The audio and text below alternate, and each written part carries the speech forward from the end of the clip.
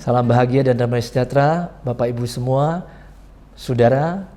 Senang sekali pada hari ini kita bisa berkumpul kembali untuk belajar bersama pada sesi kali ini tentang isu asam lemak esensial yang sering kita sebut sebagai omega 3 dan omega 6. Jadi omega 3 dan omega 6 adalah dua asam lemak yang disebut sebagai asam lemak esensial. Sebutan lain untuk omega 3 adalah asam lemak linolenat. Dan untuk omega 6 kita sebut asam lemak linoleat. Dan tentunya seperti pada pelajaran kita sebelumnya tentang protein, kita juga mengenal ada istilah asam amino esensial dan asam amino non esensial. Demikian halnya dengan asam lemak esensial.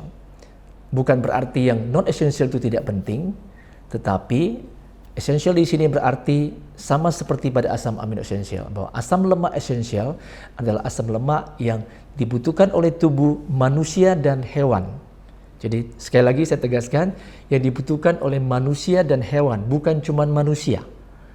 Jadi asam lemak esensial itu omega 3 dan omega 6 dibutuhkan oleh tubuh manusia dan hewan, tetapi kita tidak mampu memproduksi di dalam tubuh.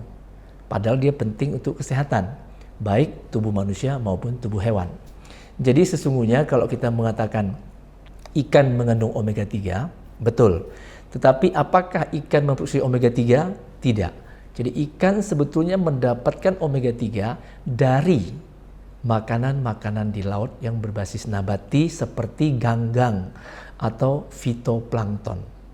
Jadi mereka itu mengandung omega 3, makanya tidak heran kalau kita melihat salah satu sumber makanan yang mengandung omega 3 yang berbasis nabati adalah ganggang salah satunya. Bahkan di ganggang malah mengandung DHA yang merupakan asam lemak turunan dari omega 3. Jadi ingat, yang menjadi asam lemak esensial yang tidak bisa diproduksi oleh tubuh manusia dan hewan sehingga perlu masuk melalui asupan makanan itu hanya omega 3 dan omega 6.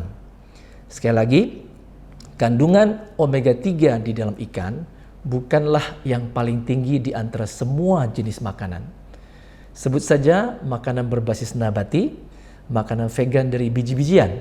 Contoh kasus biji yang kita sebut biji rami atau dalam bahasa Inggris disebut flaxseed.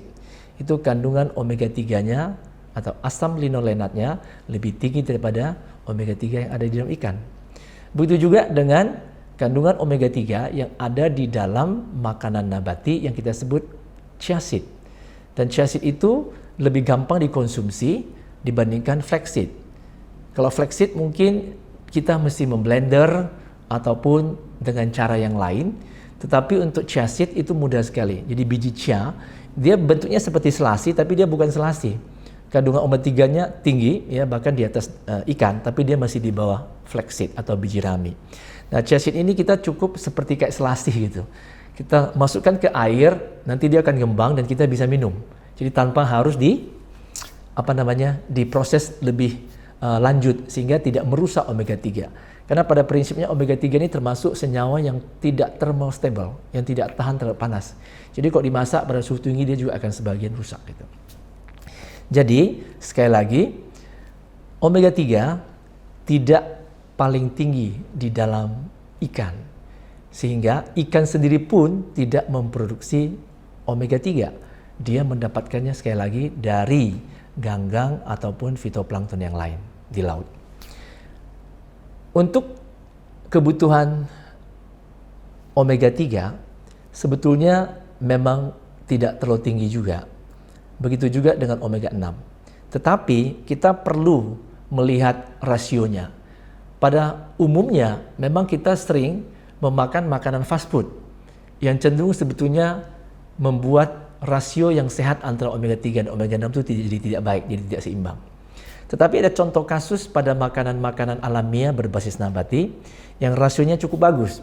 Saya sebut saja biji kuaci. Kuaci ini kan berbagai macam ya. Ada yang dari biji semangka yang kita sebut watermelon seed. Itu tinggi omega 6. Tetapi tidak tinggi omega 3. Kemudian ada biji lain lagi yang biji kuaci yang kita sebut sunflower seed. atau biji bunga matahari. Itu juga sama, omega 6-nya tinggi dan omega 3-nya rendah. Tetapi kalau kita ambil biji pumpkin atau pumpkin seed, jadi biji labu, ya, biji labu kuning, tahu kuaci yang berwarna putih. Kalau untuk biji bunga matahari itu biasanya kan belang-belang gitu ya, hitam putih. Sedangkan untuk yang semangka biasa warna hitam. Sedangkan untuk yang biji pumpkin atau pumpkin seed, atau mungkin kita sebut biji labu kuning dalam bahasa Indonesia, itu yang putih gitu. Tapi tentunya kuaci yang tersedia biasanya yang putih itu, yang dari biji pumpkin seed itu agak asin. Kita bisa memilih sebetulnya pumpkin seed atau kuaci labu kuning yang unsalted, yang tidak diberi garam. Bahkan sekarang kita sangat dimanjakan dengan pelayanan servis yang sangat luar biasa. Kita malah bisa memilih biji kuaci dari biji labu yang sudah dikupas kulit gitu. Jadi sangat mudah sekali untuk konsumsi. Dan di dalam kuaci biji labu atau pumpkin seed itu rasio antara omega 3 dan omega 6-nya cukup bagus. Itu berkisar 1:3.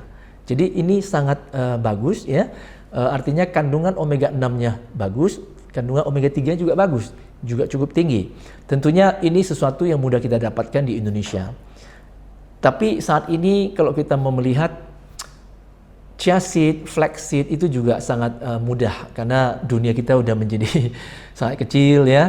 Dunia menjadi begitu mudah komunikasi dan pengiriman barang. Bahkan saya pernah menemukan ada supplier yang menjual flaxseed biji rami bukan hasil import tapi dari tanaman di Indonesia sendiri ya, di daerah Jawa Tengah. Jadi sebetulnya kita sudah bisa mempunyai flaxseed lokal. Tentunya juga banyak yang kita import. Begitu juga dengan chia seed. Jadi saya pikir ini sudah menjadi hal yang mudah. Ya, dunia kita menjadi begitu mudah saat ini untuk mendapatkan makanan-makanan. Sebaliknya juga yang kita ekspor dari Indonesia ke negara lain, ya seperti tempe dan yang lainnya. Jadi kalau kita melihat, memang seperti Thailand, mereka mengimpor kedelai dari Amerika, tapi kemudian mereka olah menjadi susu kedelai, kemudian diekspor kembali ke Amerika. Begitu juga kita mengimpor kedelai ke Indonesia, lalu kita ekspor tempe ke Amerika, walaupun di sana pun mereka sudah memproduksi tempe sendiri. Itu contoh-contoh kasus sebetulnya tidak ada masalah sama sekali sekarang dengan makanan-makanan yang susah didapat di lokal, tapi sekarang perdagangan sudah begitu lancar gitu.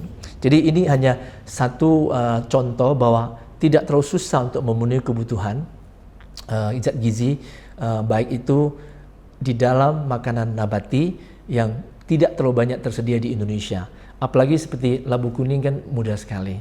Kemudian kalau kita bicara omega 6 itu sangat plenty lah, itu sangat banyak sekali, berlimpah di dalam makanan berbasis nabati. Jadi omega 6 walaupun dia adalah termasuk asam lemak esensial, tapi dia bukan isu, ya bukan isu penting karena mudah sekali didapatkan dari makanan nabati.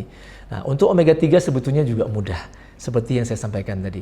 Lalu kedelai juga mengandung omega 3, 6 dan 9. Walaupun 9 itu asam oleat, itu bukan termasuk asam lemak esensial ya.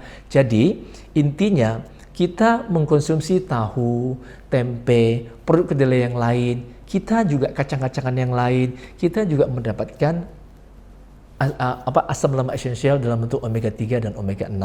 Jadi itu sedikit isu tentang omega 3 yang sebetulnya bukan isu ya di dalam pemenuhan gizi bagi diet vegan atau diet berbasis nabati atau plant-based diet. Karena toh dia tersedia banyak di dalam makanan-makanan nabati.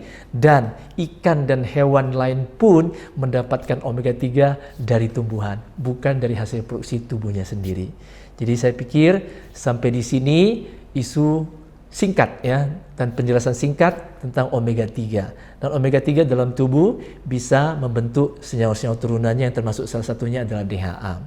Ada beberapa penelitian jurnal yang membuktikan bahwa konsumsi ikan tidak meningkatkan kecerdasan intelektual.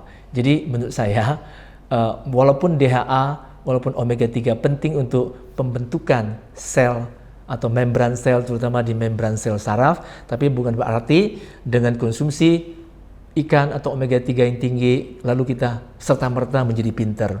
Ingat, belajar tetap penting untuk pintar. Terima kasih, sampai jumpa di sesi selanjutnya.